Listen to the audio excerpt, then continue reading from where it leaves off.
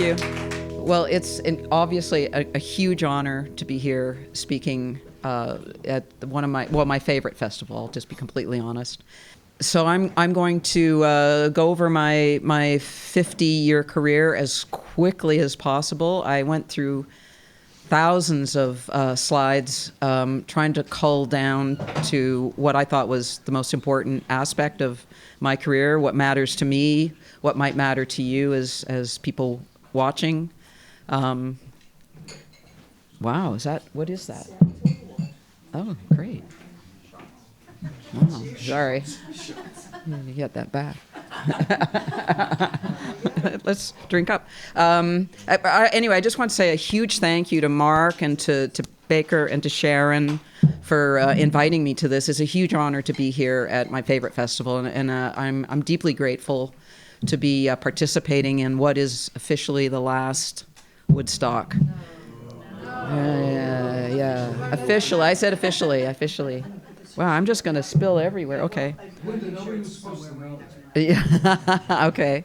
So I'm going to go fast. If you have a really obvious question, maybe you want to shout it out, but I've got a lot of slides I want to go through. And I'm going to try to not go over the hour, but I might. Try not to.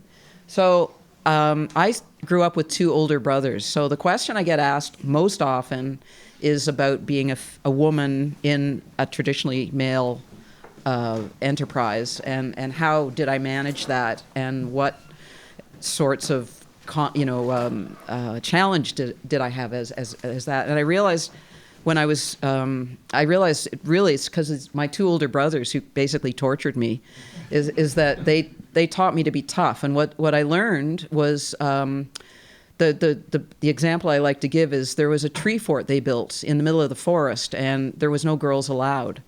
And so I was the little sister following behind tree by tree, and then I got to the ladder, and they would kick at me as I was trying to climb up to the tree fort, and they wouldn't let me up, and they'd be kicking, no girls allowed. And then the second I got up to the platform, suddenly I was completely welcome because I was another kid to play with. And the no girls allowed rule meant just fight harder. So I realized pretty early that the no girls rule wasn't, as official as I thought it was. So they taught me to fight. So I wanted to thank them. And the one on the left wanted me to report to you that he apologized for that.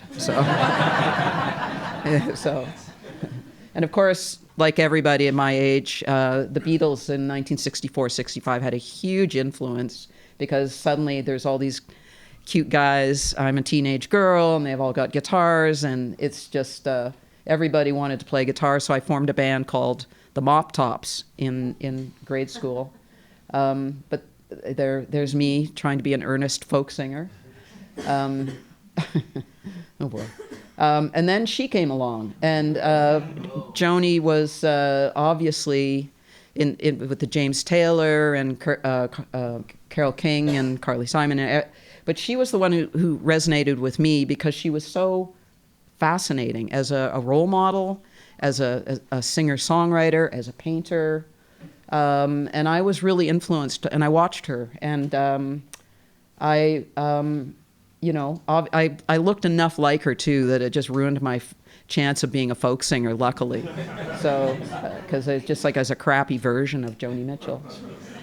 There she was. So I went to see her at Mariposa Folk Festival, and I think this was like the early 70s or late 60s. I can't remember. But then this happened. She walked on stage with a dulcimer, and I wanted one immediately because in emulating in her. And so what I did was she'd done that song, Carrie, Your Mean Old Daddy, and A Case of You, which is still probably my favorite song on the planet. And that is not me watching her being influenced, but that's a picture of her. And then I went to the Toronto Folklore Centre in downtown Toronto to buy one. And I was a teenager, and it was $150 to buy one, but there was a kit that was half the price. And if I assembled it for $75, I would have myself a dulcimer. So that's what I did. I bought the kit, and I argued with the guy on the steps, said, I can't do this. Yes, you can. No, I can't. Yes, you can. Finally, I bought it. And I made, this is a simulation of that store because the store no longer exists. But it was that kind of folklore center. That's the resulting first dulcimer I ever made, first instrument I ever made. And when I put the strings on it, it came to life in a way that was just amazing. It's just this thing went from sticks to having a life. And it was such a profound effect on me. And then, meanwhile, I went to 2 different art colleges, the Nova Scotia College of Art and Design and the Sheridan College of Art. And I was trying to figure out what to do. I was a bit lost, but I kept ending up in the woodworking shop. But I was a crappy folk singer, a fairly decent, maybe I thought I was a decent painter. And then I kept finding myself in the woodworking shop making dulcimers. And then I decided that I wanted to learn how to make instruments. And I heard about this guy called Hunting for a Teacher. This is to prompt me in case I got nervous here. Here's my brothers again. I just, again, inspiration for fighting because there was no women in the field at that time. So I approached Jean-Claude Larrivée and I phoned him and I asked him if I could have a job with him. And he said no, because he didn't hire women, because he was a male chauvinist. And in the background, he actually said that. And in the background, I could hear his wife, Wendy, laughing. And I thought, well, he can't be that bad if his wife is laughing at him. So I said, I don't care if you don't care, in the historic, words of Gloria Steinem, which never happened. So I got hired, and I was the only woman working there with a crew of incredible, supportive men. And I was very, very lucky to I found my tribe, my litter mates, I like to call them. On the one with the most hair, that's David Wren. For those of you who know him now. Yeah, I know. You'll see another. And I learned from Jean, I call him Jean, but how to make flat tops. And he was so brilliant. I also learned how to make lots of flat tops. We made, in the course of my working there, 1,500 instruments. I also learned, I was there for 3.5 years. I also learned from him what I didn't want to do is I didn't want to work in a shop with a lot of people. I wanted to work alone. I also realized he was like a brain surgeon. I got a sliver once in my finger, and he sat across from me, and he sliced open my finger and took some tweezers. It was the most intimate thing, really, because we had a spotlight, and he just pulled it out, and it didn't hurt. And he just pulled out this really long sliver out of my finger and then just, bandaged it up. And I thought, this guy could have been a brain surgeon, but he chose to be this. So his skill was amazing. So these are some of the instruments that I made. And then in 1983, 82, actually, I got a phone call from Jimmy DeQuisto, who called me sort of to give me shit about something he'd misread in an article. He had read that it was a quote that I didn't make, somebody else made, that we scrape guitars if they have flaws. And he wanted to correct me. And actually what it read was, we scrap guitars if they have flaws. But he thought he read they scrape them. So he gave me shit. And we ended up talking on the phone. Then afterwards, he invited me to meet him in his shop. And I ended up studying with him between 1983 and 84. So I took many pictures. I took tons of pictures. And then I put film in the camera. So I only have a few pictures, but and that one's, backwards. But these are some pictures probably that nobody's ever seen of him working. And in the background, you can see another vise, and that's John D'Angelico's vise. And so I actually worked on the bench that John D'Angelico worked on. So my first guitar was using John D'Angelico's hand planes and his bench, which is pretty cool. That's a little me, younger me. Obviously. This is the Jazz Cat, which was my homage to Jimmy DeQuisto. I just designed something that I thought was something he might like. But I kind of branched out into my own stuff. Yeah. The panther. The bear, which has got a bear claw top. I made a series of three of these, and I'm making one more for my, I don't know, whatever. I guess it's going to be my 50th anniversary. And then this thing happened. In 1979, I went to see Joni Mitchell performing. Of course, I went to see Joni Mitchell, but this man was playing guitar. Bye, Paul. And he stepped forward and he played a solo on a song called Hygera. And I wasn't really paying attention to the band that much. I was really paying attention to her. But all of a sudden, it was one of those things that if it had been a movie, the camera would have focused in on him and the background would have gone all blurry. And suddenly all I heard and saw and felt was Pat Metheny's solo. And it honestly was life-changing. It was a huge, I mean, his music completely resonated with my soul. And I became a fan. So he played in Toronto at Convocation Hall in 1982, and I went like everybody there, and I sent a letter backstage, which he responded to, and had me, his road manager brought me backstage, and we met for the first time. And we were really polite to each other, but nothing was going to happen. And his drummer and the fellow I was with, Peter, what was his name? Jakobsen, who was Danish, talked to the drummer, and they conspired to have us go back to the hotel and have Pat play all my guitars. And at the end of the night, this is not from that night, but this is years later, he ordered the first guitar from me. And that was the beginning of up until now, relationship of decades of playing together, of working, designing guitars. And I've made he's bought over 23 guitars from me. Many of them have been very innovative designs because he would come up with, that's a classical guitar, which is, I think, the third or fourth instrument I made for him. But then one day he asked me this question. And I said, how many strings can you put on a guitar? And I thought he meant kind of like this, like going this way. And then, so I came back with a drawing of 1 million strings parallel to each other. And then he said, no, like all over the place with his hands. He tells his story differently than I do, by the way, but I'm right.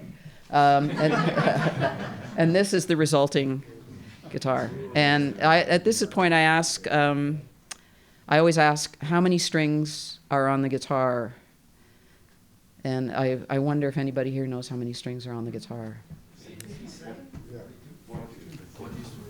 Sorry, I heard you? 42. 42? You should know. That increases the odds by 7 times that the right note will be hit. And that's the quote. And you're gonna hate me for this, but I'm gonna center you out right now. This is Carolyn Krizan, who has been Pat Metheny's guitar tech for decades, and this woman has been tortured by this guitar for the past. So I would like to award you this. Hopefully I don't wipe out all these guitars.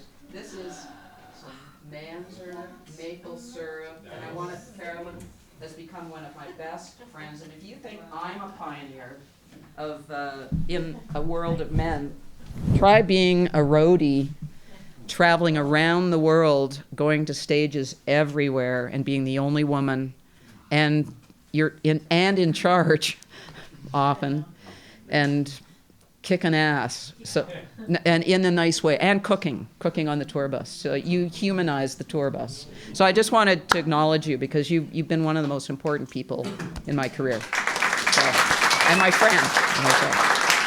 So with that. This is Pat the first day he got the guitar, and this is Pat thinking, "Shit, I have to tune it." But luckily, there was Carolyn. And now she's saying, "Shit, I have to tune it." This is in Waltham, Mass. This is about 3:00 in the morning, and they're rehearsing. And I just thought this is the quintessential picture. Sorry if I'm embarrassing you here. And there's Pat's 175, and then there's the Picasso without any scratches on it because it's brand new at this point. So, but there you are. You finally got used to it. So, yeah, I know. The internet is wonderful for finding pictures because you're not anywhere on the internet. You're the invisible roadie. This woman has lugged that Pat's guitar all over the world. So, thank you. I centered you out. Okay, I'm done with you now. So out of the Picasso came the wedge, which was, in designing this guitar, I was sitting with Tony Duggan-Smith, who helped design this with me, we were talking about how's Pat going to see all these 42 strings, and I thought, what if if you could look down on it a bit, and the way to do that is to squeeze the top and widen the bottom so the plane changes. So originally the wedge was designed so that Pat could see the 42 strings, but what ended up happening was it was comfortable. So it was an ergonomic feature, and I started doing it quietly on all my not all my guitars, a few guitars, because I was, at this time, this was such a radical thing to do, if you can imagine that, back in those days, is that I didn't want people to know that I'd done it in case I got, booted out of Luthier world. So, and then over the years, I started doing it more and more and more, and then people heard about it, and they started doing it, and then, anyway, so now it's out there. Then one of the other things is Pat asked me if I could make a guitar that buzzed like a sitar. So what'd you say? They were asking, and I said the sitar. Okay, great. You could actually, thank you. You could probably do the whole thing. Because these guitars, she's been handling these guitars for years. So this is the sitar guitar, which, and the problem with there is an electric version. What's it called? Somebody here? Choral. The choral, thank you. Okay, yeah.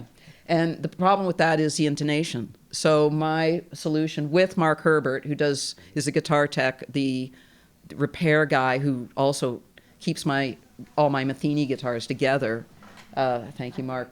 Huh? You break them, he fixes them. I like the way you're taking responsibility for my work. The idea is you can push the saddles back and forth and get the intonation right. Then I made a little tiny archtop guitar for Pat. He wanted like a little tiny alto guitar, classical. No, this is steel. Yeah, classical. I made Pat lots of things. So this is a fretless archtop guitar. So he asked me for a guitar that would buzz like Charlie Hayden's bass. And it's actually fretless. Those are pretend frets. Pretend frets. They're, huh? Helps you find the spot. Yeah, exactly. And although Pat picked it up really quickly. You okay there? Okay. And this is one, this one hasn't seen the light of day yet, so maybe I should just pass on that one. This one Pat asked for the biggest arch top I could make, and this is 21 inches.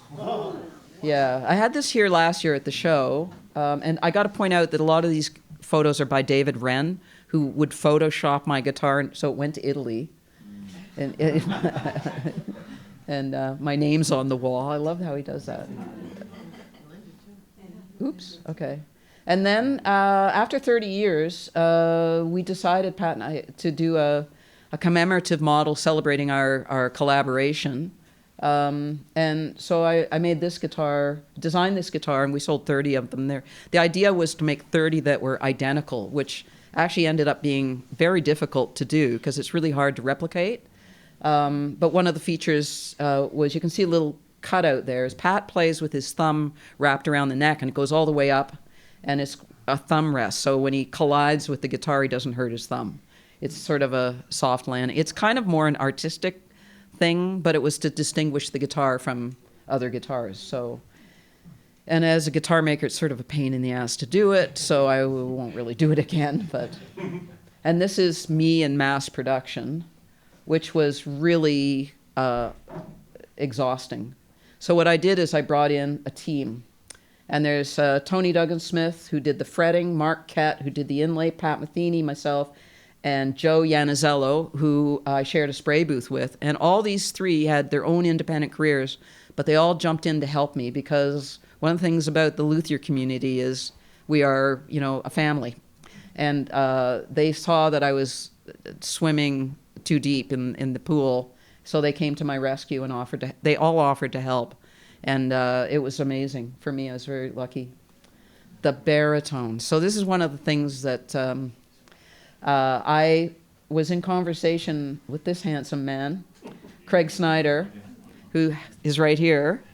And Craig, who had bought many guitars from me and was an incredible influence about how I shaped the neck, and is really good at listening. I'm talking like you're not alive. Sorry, you're right here.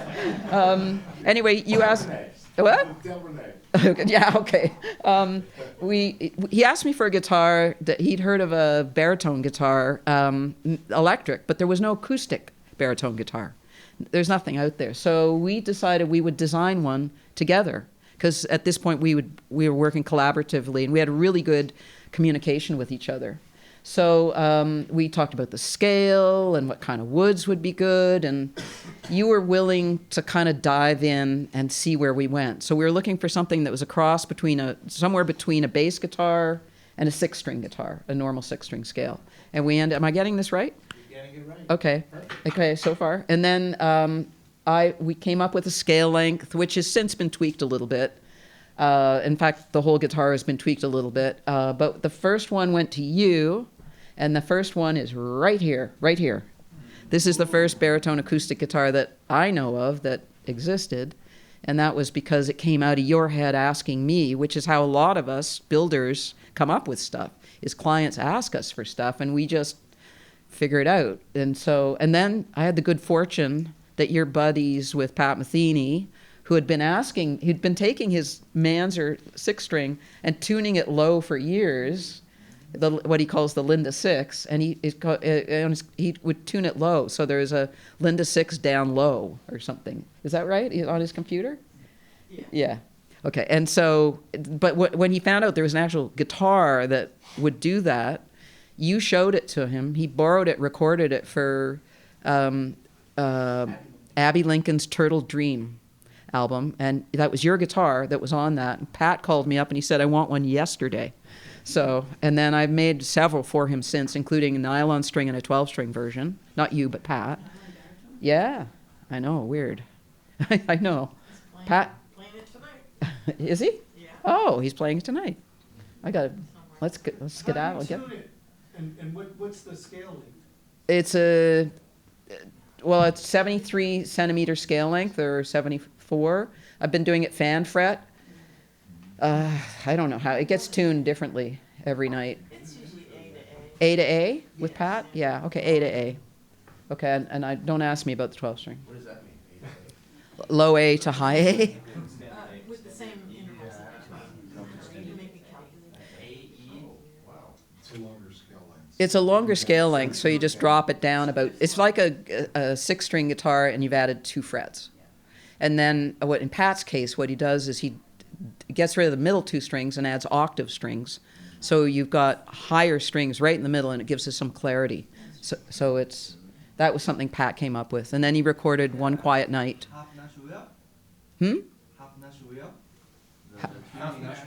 Half Nashville? Okay, thank you. This is so great. What a great resource to have everybody in here.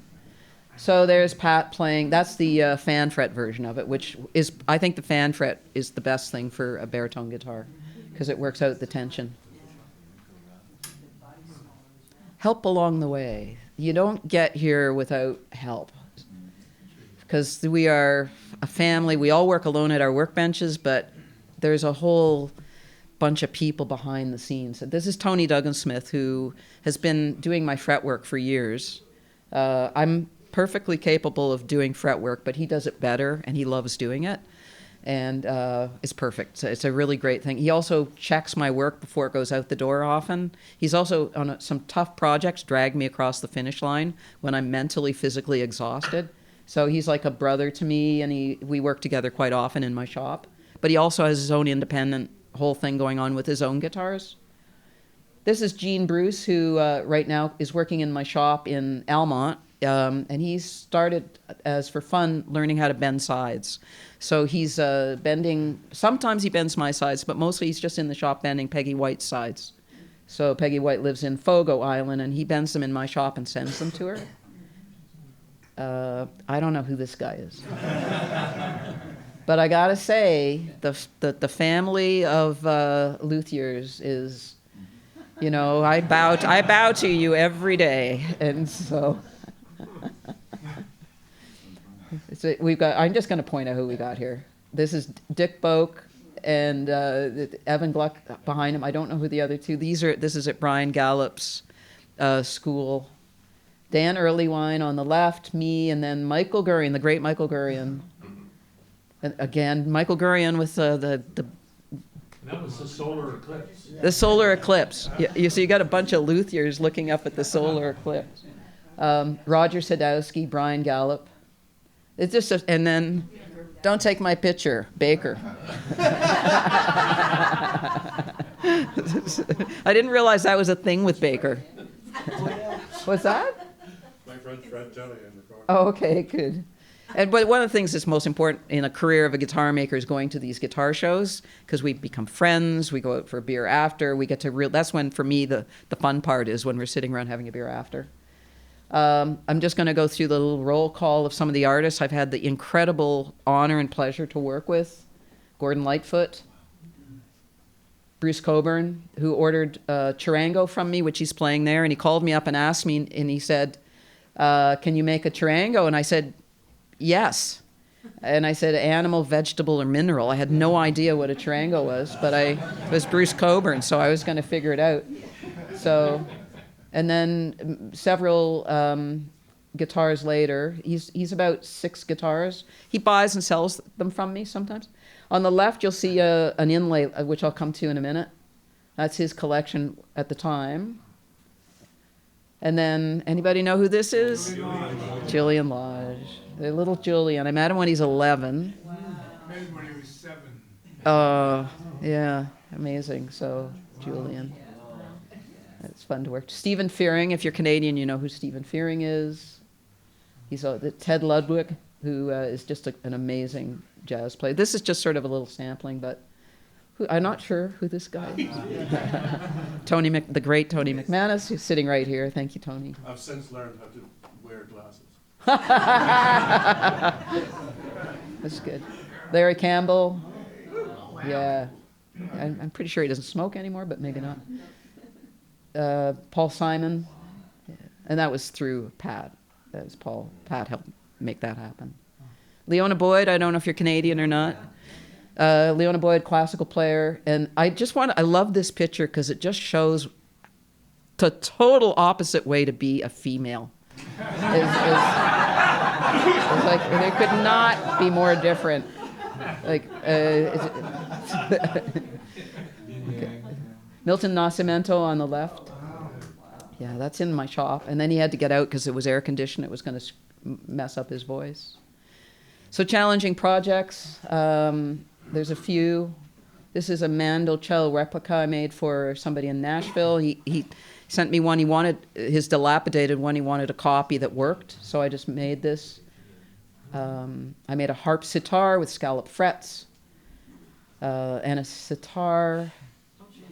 This is a guy in Denmark called Henrik Andersen. Is a cartoonist, but also a really interesting musician. And he had ordered several instruments from me, but he dreamt of this one, and he sent me this drawing, and I was starting to build him a multi-stringed instrument, but as soon as I got this drawing, I changed direction, and I went straight towards that drawing. In particular, I loved the triangular bridge, because you've got string tension coming from 3 different directions instead of one that's just trying to rip off the bridge. And it worked great. It actually, the top is not distorted at all, even though it's probably got about 300 pounds of pressure on that top. It's unbelievable how well that worked. So if you're making a 52-string guitar, hint, this is the way to do it. This has got every single neck on here is weird. There's scallop, there's fan fret, there's fretless. There's nothing normal about this. And then there's nothing normal about Henrik. He's just like this eccentric guy. He's great. He's really a beautiful, funny guy. This is right here. This is because I'd made 2 Picasso archtop guitars, of which I've made 3 Picasso guitars, of which one is Pat Metheny's, which is on tour right now, and then the other 2 are in the room here. And this is an archtop. I always wanted to make an archtop Picasso, because I was very interested in what happened on the other side of the bridge and how many strings. So I actually haven't added it all up, but there's a lot of notes there. maybe, I don't know, 60 something. I'm still not up to Fred, what's Fred, who makes all the guitars with all the, Carlson, yeah. He still beats me for number of strings. And then as I just finished making this for myself, and Tony McManus walks into my shop for some other reason. He picks it up, he starts playing it, and he instantly connected with it. I hadn't built it for anybody, and I said, do you want to borrow it? And then he called me and said, I'm doing a concert in 2 nights in Elora, which is about an hour drive from Toronto. And so I drove to it, and he played it on stage. No, I played Beautiful. with it. You played with it, yeah. And he played Both Sides Now by Joni Mitchell. Beautifully. Beautifully. It was unbelievable how well you just, it's like that's an insanely difficult instrument to even think about holding. Sitar guitar next to it. Yeah, the sitar guitar. Yeah, here's sitar guitar. And then I made this for somebody which has 50 strings, I think. This is for somebody near me in the Ottawa area, and they wanted to make a guitar. They worked with a string quartet. His name is Terry Tufts. And they did a string quartet with that instrument, celebrating the paintings made by Tom Thomson. So they wrote a suite celebrating Tom Thomson, who's a very beloved Canadian painter. Arty stuff. This was, somebody asked me to make an inlay of this.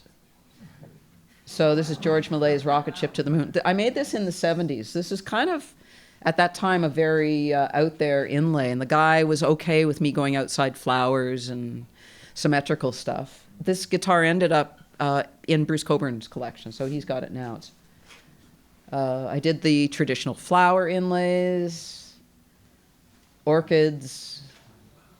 I painted. Somebody asked me to paint around, so they wanted strawberries.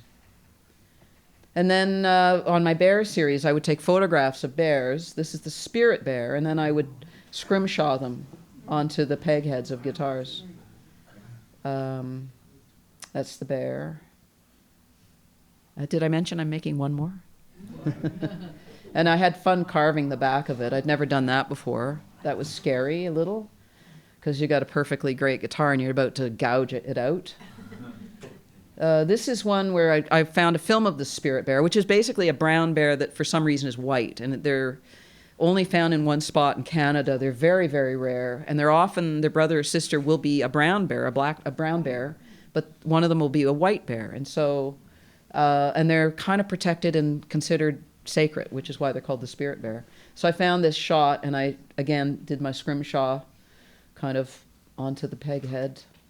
Then I got a phone call from Gary Larson, and he wanted a guitar. And he sent me a bunch of drawings. I haven't included all of them, but this one. And but he's into, actually, entomology, no surprise. And this is a painting that is in his bathroom. And he wanted me to, he didn't want me to do one of his inlays in the peghead of his archtop guitar, but I really wanted to. So I actually talked him into it, because, so he sent me this.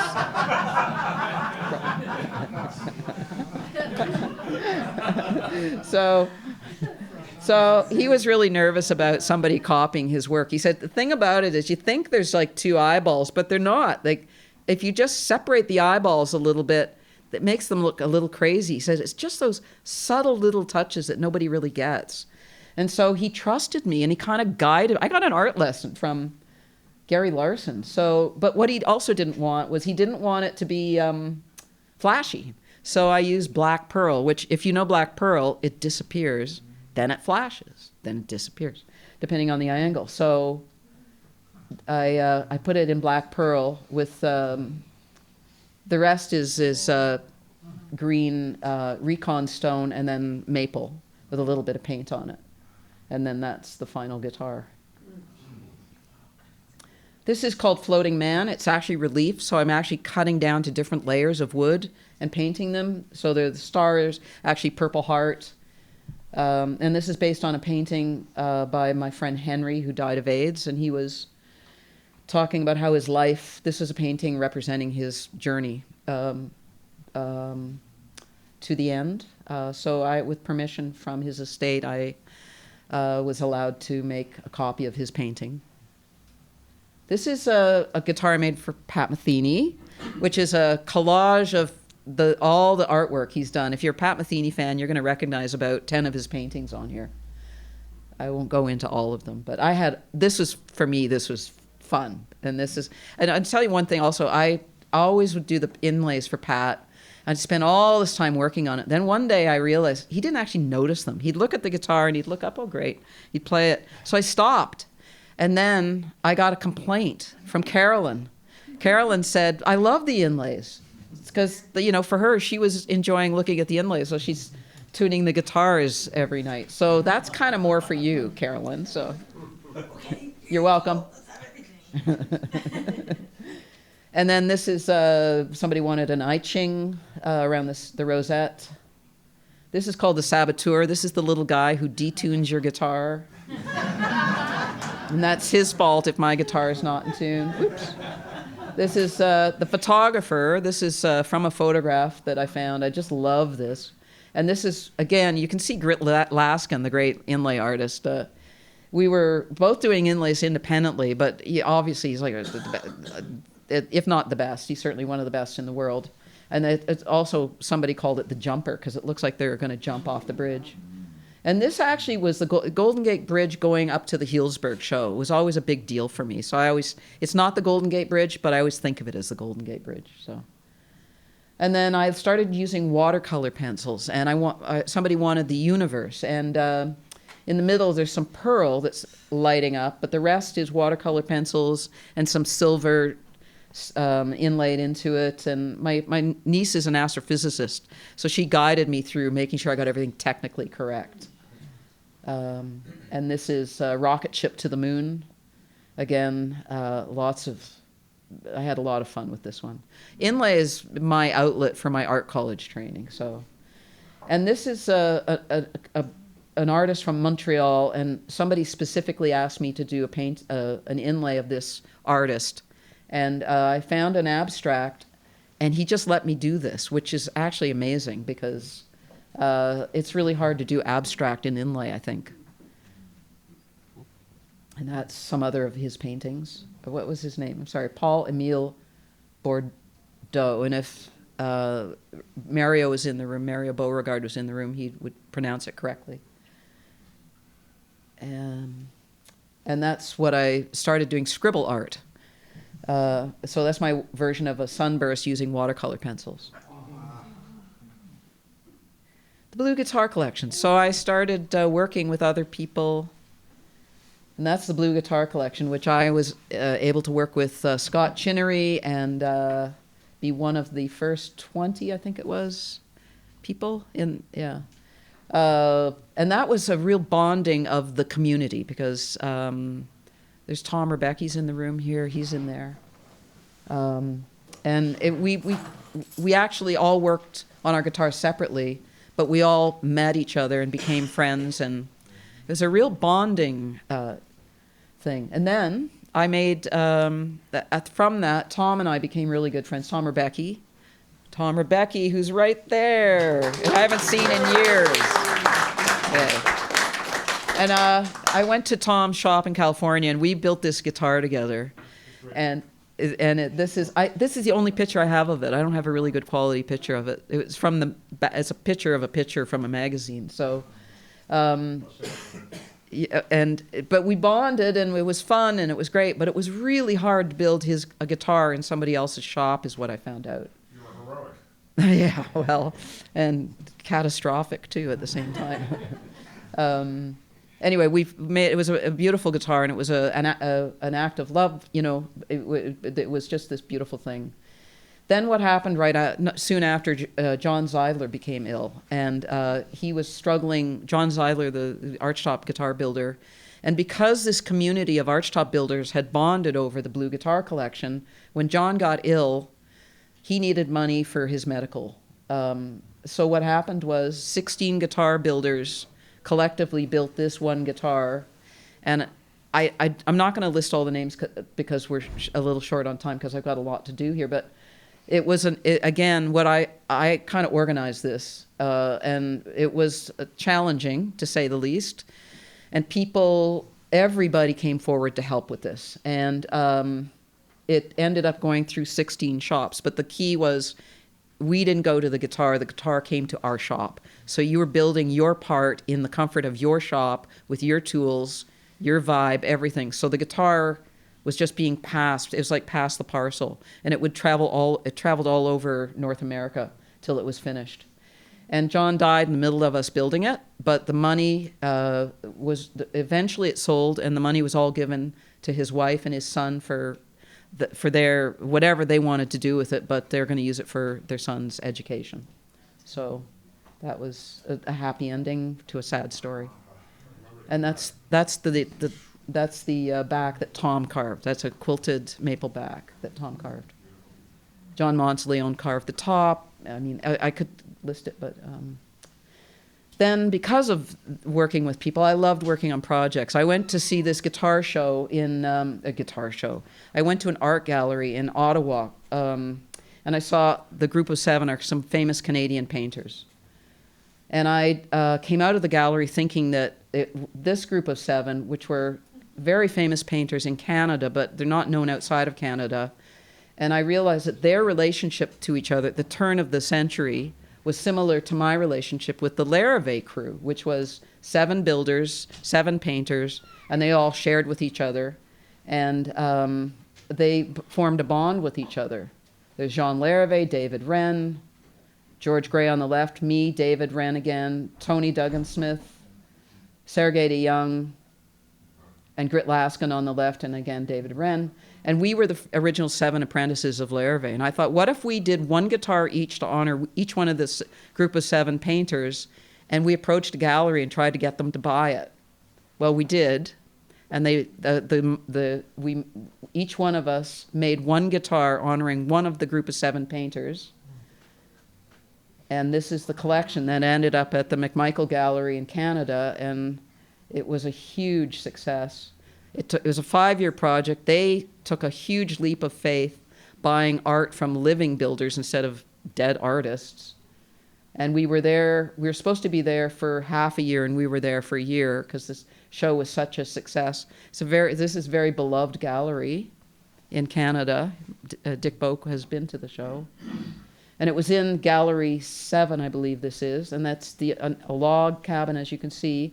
We had meetings up there. It was hilarious. They had fun. We had fun. They'd never had this experience of living artists coming up. And there's our curator, Sarah Stainers, and she was amazing. And this is in the vaults looking at the Lauren Harris prints. We had access to these incredibly valuable inaccessible things that they would give us full access to archives and prints. And this is her realizing she's hurting cats because she's trying to get us to figure out, she's showing us how they want to mount the guitars on plexiglass in the middle of the gallery. And you can see we're not really enthusiastic about it. So we're kind of, she's like, is this going to work? Anyway, this show is a success. The artists are, I'm just going to go through them. And if you want to find out more about this, go to my website. But A.Y. Jackson, Fred Varley, actually, I'll go back. A.Y. Jackson was done by Jean-Claude Larrivée. Fred Varley was done by Grit Laskin. Frank Carmichael was done by David Wren. Frank Johnson, George Gray. J.E.H. MacDonald, Sergei de Young. Arthur Lismer, Tony Duggan-Smith. Lauren Harris by me. And this is the painting I based my guitar on. When I found out I was doing Lauren Harris, I was walking down a long hallway, and this painting was in front of me. So my philosophy was, if Lauren Harris made a guitar, what would it look like? Or if one of his paintings morphed into a guitar, what would it look like? And it was a pretty nervy thing to do to this. I realized once we got the gig and they paid us and we were going to do it, we all kind of, we were nervous. I'm just trying not to say another phrase, but that we were actually going to be honoring these incredible icons with our work. And I got nervous about how important it was to get it right. I particularly loved this detail, and I thought I can make guitar sides like that. And so my idea was to do that and copy the painting as much as I could. And I loved what he did with windows. And we all had these weird, strange connections we found out after we got paired off with them. Mine was that Lauren Harris walked around my neighborhood in Toronto and painted houses in my neighborhood, including windows. And I loved how he could make a window come alive with about 14 strokes of a brush. So I decided my sound port was going to be one of his sliding windows. He did these sketches before he did a painting. He'd scribble on them. He'd grid them off. So I copied that onto the side of the guitar, right where it would have met where I did it. And I did it's actually a flat top guitar with a very thick top that I carved it outside to look like an arch top guitar. So it's actually a flat top, but it's an arch top guitar. Anyway, this is my grid of after I made the guitar. If you can look at it more carefully, there's all sorts of hints to what I was doing and little bits of humor and his letters to Emily Carr, dear Emily. So I put that on the back, and then I lacquered it, which always makes it look 100 times better. And that is pretty much the finished guitar. The bridge was one of his icebergs floating away. I got to use my watercolor pencils. This is Recon Stone to copy this painting. And that is what the inside of the top looks like. And that is what the outside of the top, because I want to be able to carve the snowdrifts as accurately as possible to the painting. And that's pretty much the final guitar there. I had a question. Have you considered making an Emily Carr guitar? Yeah, I have. Well, that might be on my bucket list. But yes, I have. Tom Thompson is not part of the group of seven, but he was the most beloved, I would argue. So we, instead of all of us working separately, we joined forces. He wasn't part of the show, but we wanted him to be in the show. So independently, not getting paid for it, we went to Sergei's shop in the woods. That's Sergei's workshop in the woods. I love this photograph and we all went up there and we made it the Tom Thompson guitar. And it was like old times, because it was the first time in decades we'd all been working together. It was amazing. We were same jokes. We just slid right back into the same pattern. Grit Laskin, who did all the engraving on the fingerboard, and Cedar bent, Sergei bent the cedar to be like guitar sides. David Wren did the wood burning. He'd never done wood burning before this project. I did, again, my watercolor pencils. Grit did the inlay of did all the engraving and the Recon Stone. The painting around the sound hole. These were the colors I saw. That's a quote from Tom Thompson. And this is in the gallery. It was a huge success. They had iPads with all sorts of information and headphones. And then they made a documentary film about it. And that's us at the Toronto Film Festival receiving, it was the opening night. We were kind of movie stars for one night. Then during COVID, I got a chance to build whatever I wanted, the Magic guitar. And this was what I wanted really badly, to build a guitar that was, a Magic guitar. So I decided to build a Magic guitar. And this introduced me to the world of magic, which entertained me endlessly during COVID. So I learned all sorts of magic tricks. So, and I've actually been wanting to do this. So the entire time, these are Manzer guitar playing cards. And I have wanted to do this. Is the camera ready? Okay, you ready? Watch your eyes. I don't know if I can do this, but I'm gonna try.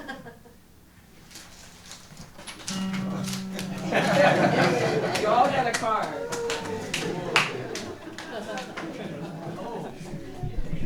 There. There's 52, so, sorry, just indulge me. I just made this, can't help myself. So from here on, this is, anyway, sorry. The Magic guitar, with the help of Mickey Mouse and Dumbledore. I was asked to make a guitar with a few little things, tricks and everything. So I kind of went nuts. Basically, I got started on this, and I couldn't help myself. So basically, you've got the epic battle between Mickey Mouse and Dumbledore over the font of my name. So the first half is Looney Tunes, and the other half is Harry Potter. And there is hidden in there a little stained glass thing, which I'll explain in a second. These are drawings. I started reading about magic and I realized that this community of magic is similar to the guitar making community, where it's kind of inside baseball, but they love each other, and I think they love each other. I don't know if they love each other as much as the guitar making community loves each other, but anyway, I just loved all these old drawings. These are replicas from a book about magic from Germany in 1789, and I copied these as best as I could. I put a few little secrets in the guitar. In that ace of spades, in the pocket of the guitar, there's a little box. Out of it comes a handle, and if you don't know what to do with it, eventually you find the handle fits into a little hole in the ace of spades. You screw it in. When you pull it out, the whole inside of the guitar lights up. I had and now you see stuff you didn't know was there. And then I used some chroma color paint, which I've got a cane here because I'm dealing with a back issue, which I hope is temporary, but this is paint that changes color. You know those cars that go by that change color? Well, I had to have that on it. So this is left over from that can of paint. But it's on the side of the guitar here. You can look at it. And inside was, I know. I went nuts. I was having fun. This is entertaining me. I was learning magic tricks. And in my little bubble, I was forcing magic tricks on all my friends. This is, I took some cards and I made cards of the person who bought it and his wife. And there's a secret compartment in the back. And behind the secret compartment, well, I'm not going to tell you that. It's a secret. So that's a magic guitar. Huh? It's right here. Yeah. You made it disappear from them. I did. There it is. And this is, again, David Wren going nuts with me. So this is the Sunflower Guitar for Ukraine is the last project I've worked on. This is as a result of, is it 2 years ago now that it happened? Coming up, yeah. And I saw these images, and I was in Almont, Ontario, coming out of the news. Obviously, this is, timing is hard for this right now because of what's happening elsewhere, but these were the pictures I saw coming out of Ukraine. And I, like everyone, felt so helpless. And this picture in particular broke my heart. And I didn't know what to do. And then I saw this picture of one of the soldiers playing guitar, and I realized that music is what heals us and what draws us together. And so I made the Sunflower guitar. And I wanted it to be auctioned or raffled off or something. I didn't really think about it. I just started building it. I had made it in Almont. I was walking on this walkway with my friend George, who is Ukrainian descent, and I had a beer with him, and he started crying. And I just thought, I have to do something. So I started making this guitar. It took me 29 days to make. I just kind of did it with whatever I had. I thought I'd raffle it off, or one person would get it. I had no idea what was really going to happen to it. But the sunflower became the theme of it. So I had some pearl that I'd been saving forever. It was my most special gold-colored pearl. And then I drew a field of sunflowers. I was trying to obscure my name a little bit, but I knew that my name might help raise more money. So I was sort of a bit torn about that part. Anyway, once I announced the project, Jeff Hoffey, immediately, within literally 5 minutes of me writing him asking if I could get a case for it, immediately wrote me back and said, I've already ordered the colors, you'll have it in a week. He literally, and I had it a week later. It was unbelievable. And anyway, what happened was one of my clients heard of what I was struggling with, trying to figure out how to legally do a raffle, or just ended up donating this enormous amount of money to an American charity on behalf of this guitar. And he said, let's do it. They need it right now. And so I said, yes, you can do that. And I won't mention the amount of money, but it was a lot. And then he said, okay, let's give the guitar to the people of Ukraine. Let's give it to Trudeau to give to Zelensky. And let's start handing it around and raising hand to hand to hand. And I said, okay, let's do it. And so we had no plan, no team in place. First person was the mayor of Almont. And now it starts going through, this is my family in Almont, part of my family, my adoptive family. This is my mechanic, because I wanted some greasy hands on it, my mechanic's son. These are some people in my community who had come over. They're all Ukrainian. Most of them didn't speak English, and they'd just arrived in Almont. So there was a meeting of them, and they're meeting each other for the first time. Anyway, the guitar started in Canada, and the idea is to go hand to hand to hand. Bruce Coburn. I'm just going to name the names quickly because there's a lot of them, and I've left out tons of people because there's just too many. The case now has been all over North America. Geddy Lee. Each one of these people, without hesitation. This guy is Canadian. I just want to make sure this is very clear. And he's actually a professional Santa. He's the Times Square Coca-Cola Santa. He lives in Toronto, and he's a friend of mine. So he's offered to take the guitar to Ukraine. He really has. Mariposa Folk Festival, Blackie and the Rodeo Kings. Gordon Lightfoot. This is Gordon Lightfoot. And I made a guitar for Gordon Lightfoot. I had never met him in the capacity of a guitar maker until this moment. And I got to have a real moment with him unexpectedly. I didn't know he was going to be there. So I got to tell him, and he's now, as you know, he's passed away. And Murray McLaughlin. My Wranglers, very important. Ty Danko, Stephen Bennett. This project did not happen without the help of the community. I got it started. I made the guitar, and I donated it, but it was unbelievable. The people. Ty Danko's right here. Thank you, Ty. Thank you, Ty. Joe Glazer in Nashville, and on the left, hiding but never hiding too much, Isaac Jeng, who's right here, Isaac in Los Angeles. Thank you, Isaac. And Michael Gurian, but you weren't my Wrangler. But anyway, it started with Bill on Amtrak, Bill. So it started with kind of people, right? It wasn't really celebrities to begin with. The guitar was in the rainstorm, and this was a family from Ukraine who just saw the case and asked, what is that? They just arrived. And so Steve Bennett had them pose with it. They barely understood what he was saying to them. But that just broke my heart. Then it went to New York, and Steve just took it all around New York.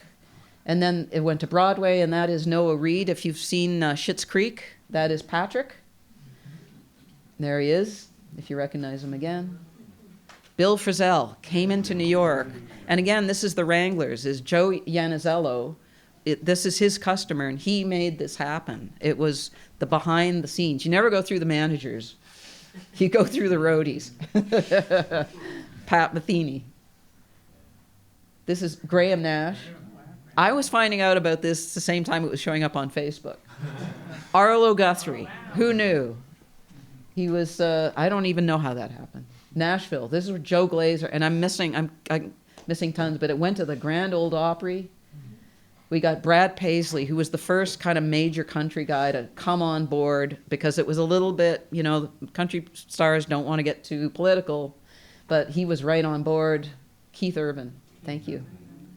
And then Vince Gill, Jimmy Olander. Yeah, he put together a string quartet and recorded the Ukraine national anthem for us and gifted it to us. So that's on the website. Emmylou Harris. And the Gillian Welsh and Dave Rawlings. This guy, he's from a small town. That's a joke. Okay, Jason Aldean. Okay, never mind. Tommy Emmanuel. Yeah. Peter Frampton. Dolly Parton. And she put a little butterfly rhinestone on it, which fell off. And Joe said, but Dolly, that's going to fall off. And she said, well, butterflies, they fly away. and it did. It's gone. I went to Chicago. And then there was these kind of young, upcoming Luthiers that insisted on. And then I realized the Luthiers were the heart and soul of how this project was really going to happen. So Dick Boak, who had organized the ukulele, that Amelia Earhart and everything, and all their signatures were really organized. So you suggested I make sure all the Luthiers write in a really concise way so we could fit as many in as possible. So you started. Dick Boak started. Roger Sadowski, Michael Gurian, and then Ken Parker. Now you can see the list is getting longer. Megan Wells. And then Julian Lodge was in Chicago, and Molly Tuttle, who was backstage, and she, as you know, has won a Grammy since. And then we got a call. The guitar had to get to Boston. And Roger, this is like the Underground Railway of the guitar got, I said, Roger, you're going to New York. Take it to New York. Steve Bennett will take it from New York up to Boston on the train. And it went to Boston, and James Taylor signed the case. I mean, every one of these signatures was hours and sometimes days, weeks. Colorado, I'm not going to list everybody because the guitar came here and we'll run out of time. But then the guitar went to Los Angeles, where our Wrangler was there. B.B. King on the Hollywood Isaac was our Los Angeles Wrangler. And I know he's supposed to be here, but he was in Los Angeles, and John Sebastian was in Los Angeles. So this is Christopher Guest, who was the only person who signed the case twice, because he signed it as Christopher Guest and as Nigel Tufnell from Spinal Tap. Nigel Tufnell 11. So this is Michael McDonald. And every one of these autographs, this is David Crosby. Yeah. John Legend.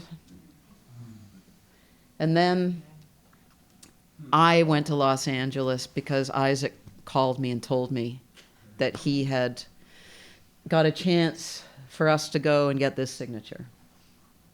Joni. So we were invited into her home for the signature for half an hour. And look, there's Isaac. And Joni loved Isaac. Isaac, who I was all reverential, like, Joni Mitchell. And he's like, Joni! You know, like, Joni, do you want some more Korean pears? And it was like, you were unfazed and in love with her. And you fell in love with each other. It was beautiful to watch it. She got his energy immediately. Meanwhile, I'm kind of fawning, like, hey, I'm here, you know. But what was amazing was I got to spend 2 hours sitting beside her because she's doing great. She has trouble walking, and she's learning to talk better. Her brain is sharp as a whip. She has a great memory, and I got to give her. I got to tell her everything I wanted to tell her. Plus, I'd actually bootlegged a concert of hers in 1982 that nobody had a copy of. She didn't have a copy of. She never played at Massey Hall again. And I snuck a tape recorder in, and it's on that little USB. And so I gave it to her, and I said, I hope you won't be annoyed with me. And I gave it to her, and so she has now a copy. The only copy that was ever made of that concert is on that USB stick, and it's hers again. So she signed the case. And I got my moment with Joni. And I got that. So for me, full circle. So.